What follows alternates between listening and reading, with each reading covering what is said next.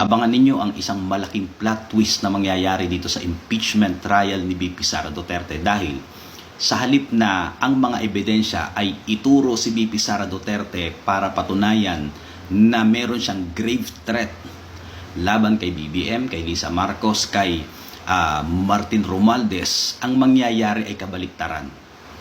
Dahil doon sa inyong nakita kahapon sa cross-examination nitong si Attorney Vinluan kay Attorney Lutok na isang NBI Regional Director. Ang tinutumbok na ng kwento ngayon ay merong banta kay VP Sara Duterte. At ang banta ay para siya ay likidahin or patayin. At ang tawag sa operasyon na yun ay Operation Romanov.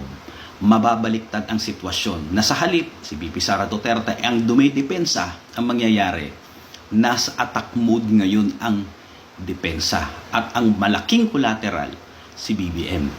Hindi yan na-anticipate at na-anticipate ng prosecution. Nahahantong dyan ang kwentong ito dahil nga ang gusto lang nilang mangyari, politikain si VP Sara Duterte at hindi makatakbo sa 2028. Hindi nila nakita yung mga sirkumstansya na pumapalibot doon sa pangyayari na kung saan nagbanta di umano si VP Sara Duterte kay BBM.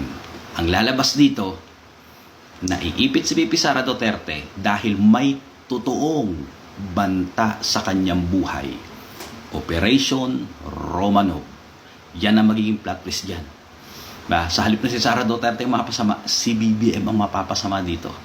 Mababaliktad ang sitwasyon ngayon. Ewan ko kung papaano nila babawiin yan. Papaano ng prosecution gagawin na maibalik doon sa attack mode. Wala na, nakadepensa na sila ngayon. Mahihirapan na silang makabawi dito. At ewan ko kung anong gagawin ng Malacanang dahil ma-expose ang Operation Romanov.